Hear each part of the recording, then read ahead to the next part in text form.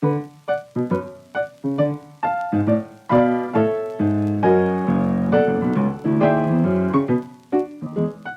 don't quite understand, I've heard people say they come home and they're like, how am I going to get a job? I've been incarcerated 20 years.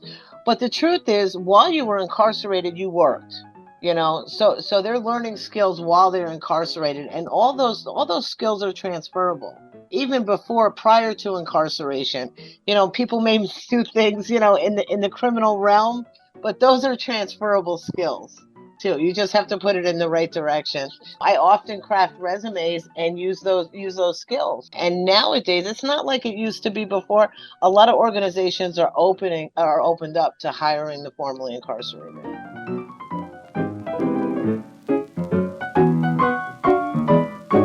Hello, and welcome to Not Born Yesterday, a podcast dedicated to older adults and the challenges and joys of aging. I'm Miriam Goodman. Not Born Yesterday is brought to you by Next Village SF, a local nonprofit providing older adults in the Northeast neighborhood of San Francisco with support to help age in place. I'm Lynn Winter-Gross.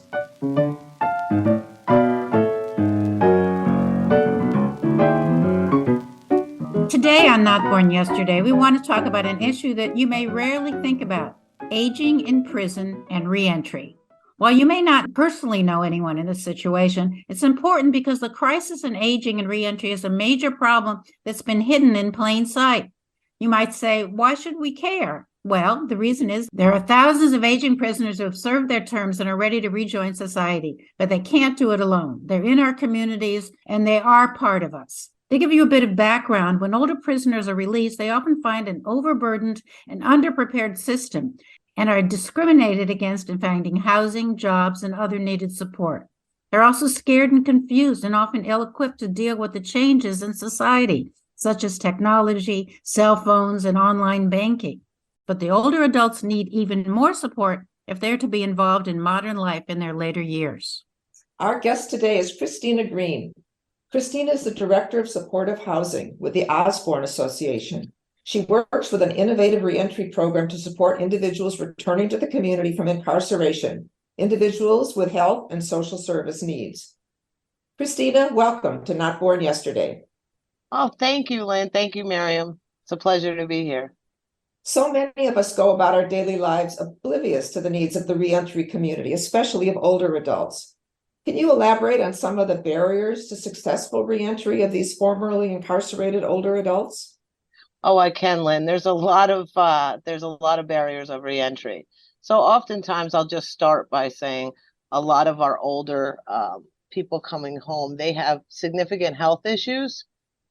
They're taking that, also meeting with parole and probation, lack of housing, lack of employment, sometimes even lack of vital documents. Some people are coming home, they don't even have a birth certificate or a social security card, and are meant to, get dropped without any funds. Some of the prisons release people with $40 a gate fee and say, okay, now you have to find a job and get to probation.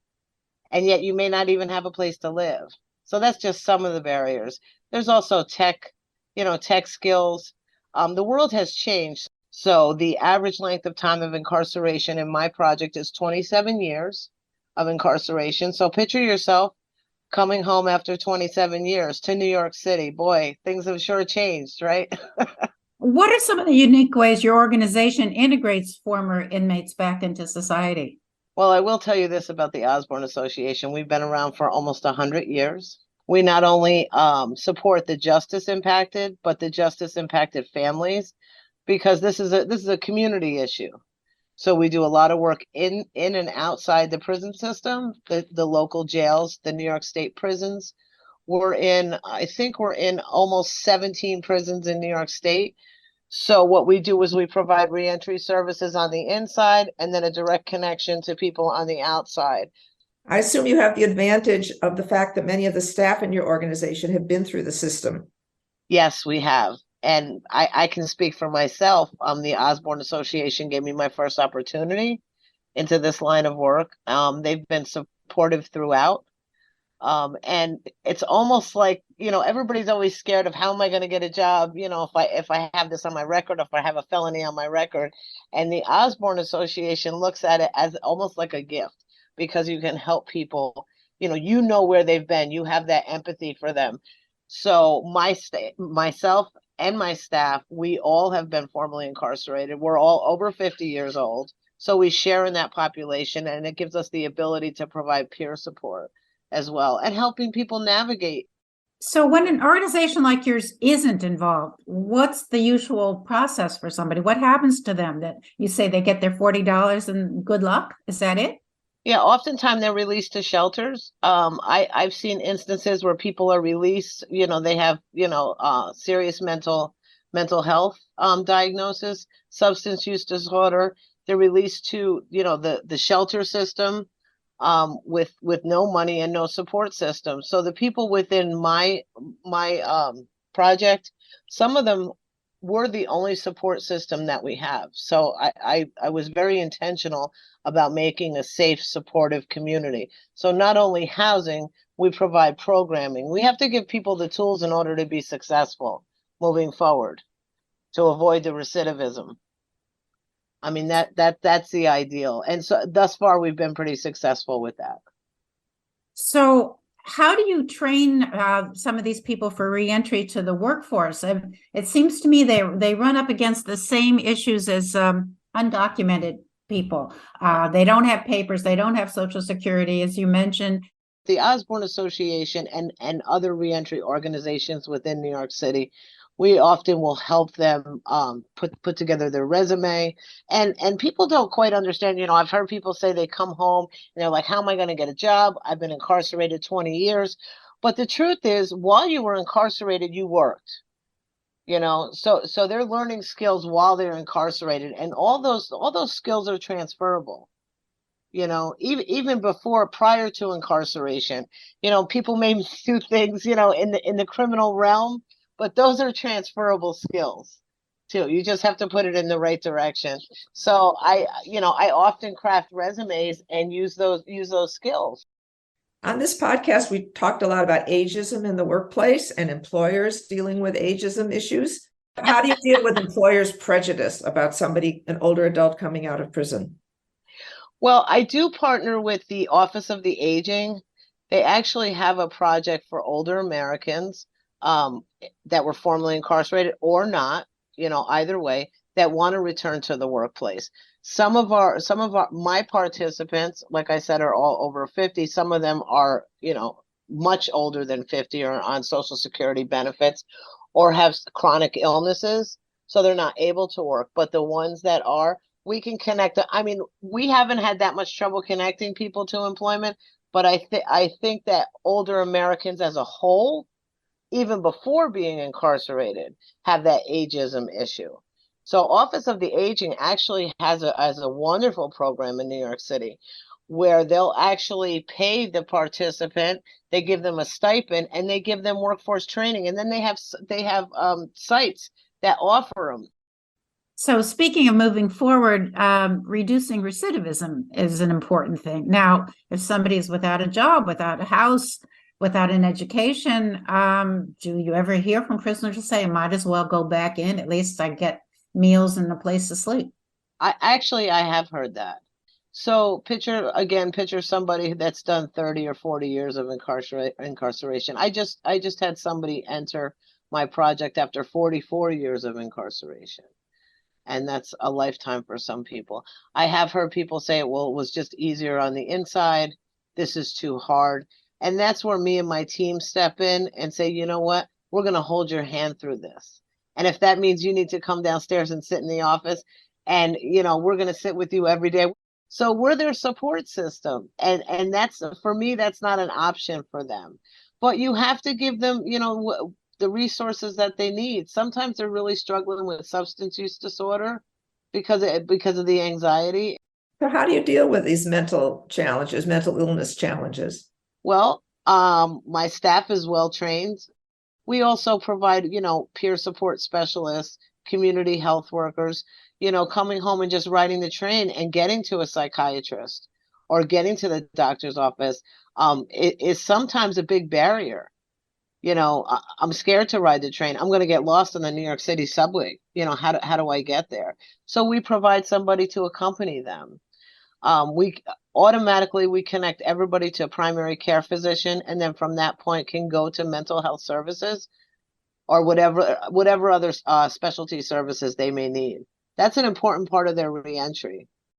And the recidivism rate for somebody over 65 years old is almost zero. In talking about people reentering to a kind of a strange new world, I've seen this phrase called post-incarceration syndrome. Can you talk about that and how long it might last? Wow. So I think post-incarceration syndrome, I think anybody that's been incarcerated is affected to some degree. I think there's, we all have a little bit of trauma. I know people who come home and sleep on the floor because they just don't feel comfortable, or sleep with the lights on. I remember when I was incarcerated, we always slept with the lights on. To this day, I always sleep with the TV on. I need some kind of noise in the background. So there's definitely some trauma involved. I think it takes some time. I don't know. I'm not over it yet, so I can't really say. Oftentimes, if I hear keys jingling, a lot of keys jingling, to me, I get a little traumatized. I'm not going to lie. I imagine re-entry into a family life has to be very challenging when you've lived a whole different life for the last 40 years. It is. So the residents that I work with now went in, some of them had very small infant children. Now they're adults, they have grandchildren. For myself, my youngest son was in foster care when I was incarcerated. And it took time to not only build that trust again, but also just kind of reintegrate, with your family. You're not the same person. For my story, I had severe substance use disorder. So was I at my best? Absolutely not. But the time that I was incarcerated, I learned and I healed, somewhat, and I came home. So now I'm a different person, and it's just dealing with your family, and they're expecting this one person, and you're not that same person anymore. And sometimes with children, it's really hard. It is. Because, just because you changed doesn't mean that the other people in your family have changed at all. So it sounds like one way to kind of help this person getting out is to work with them before they're released. Is that what your organization and other organizations do? So I think reentry starts while you're incarcerated and having a plan. I think they need to make it easier for organizations to get into the jails and prisons and offer resources while you're there, so there's a direct connection. And as far as like vital documents, that should be a no-brainer. You should absolutely have, if you're incarcerated 20 years, when you get out, you should absolutely have at the very minimum, your GED, your birth certificate, your social security card. People are coming home and they have none of the documents. They don't even have a cell phone or money to get a cell phone. You can't function today like that. You can't function if you have no tech skills. You can't walk into a place and get a job with a paper application. Those days are over.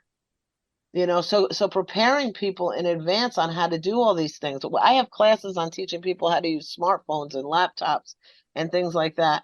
And, it takes a considerable amount of time.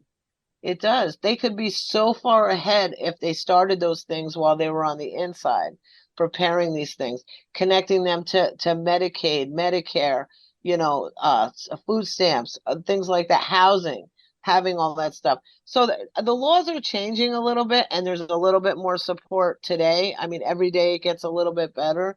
So my organization, often goes to Albany and goes to City Hall and tries to, we fight for all people formerly incarcerated and people that are still incarcerated, and the aging population in prisons.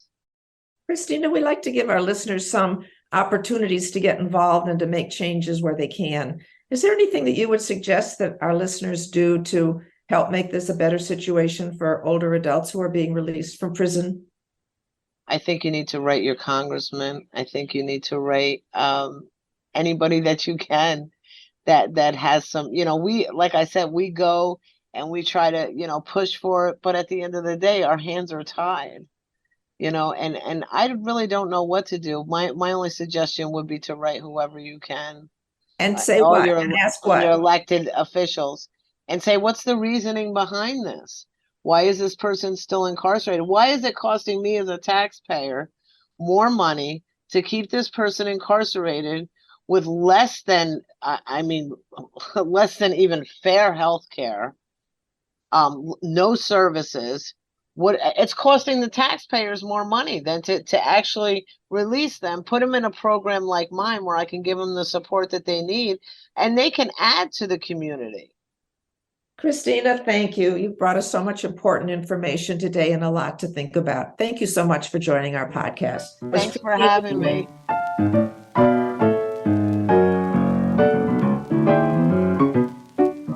Today on News You Can Use, we're talking about helicopters. Not the airplane variety or those helicopter parents who hover over their kids to protect them. Today we want to discuss helicopter adult children. You know, those overprotective adult kids who think you're feeble, failing, and unable to take care of yourself. They rush to hire caregivers without consulting you. They constantly check on you, and they're worried if they can't reach you immediately because you're at the tennis court or at a Pilates class. They track your movements on their smartphones and worry unnecessarily if you seem to be in an unusual place. We personally know adult children who tried to limit their parents' activities during the pandemic, ordering them not to go out, closing off their needed social connections, and isolating them from family. Of course, we were all concerned about COVID, but somehow many adult children were sure they knew more than the scientists. Now, don't get us wrong. Helicopter adult children mean well. They just can't stop worrying about us. Perhaps they've picked up on the negative stereotypes of aging that they've seen in the media. Maybe because they know your chronological age, they assume you're old and need help. But sometimes the older parents must have to say, stop.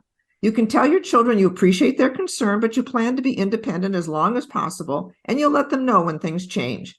The downside is, if the adult children push too hard when the parent really does need help, they may feel too embarrassed to ask. When someone, no matter how good their intentions, tries to limit your independence, you might begin to lose confidence and a sense of self-worth. But according to writer and columnist Helen Dennis, there's a difference between controlling and caring. Older adults want to know someone cares about them, but they may not want to feel ready to be cared for. Most adult children want to save their parents from disaster, but that often results in making changes the parents don't really need. Consider some assisted living residences. If you ask people living there why they moved in, the majority will tell you, because my children decided I need to live here. It's almost as if the decision might be made for them, not with them. So adult children, give your parents the benefit of the doubt. Just because they have a memory lapse or forget an appointment, don't assume they're incompetent. Ask them if they want or need help. Let them know you're listening and offer suggestions only when asked for them. Remember that they are your parents and want to be able to make their own decisions. And parents, accept the fact that you're aging and be open to support if it's needed. Tell your children if you think they're overstepping, but don't cut them off. Explain how important your independence is to you and assure them that you know their concerns are out of love. We can't deny our aging, but we can have open conversations about them when and if we need help.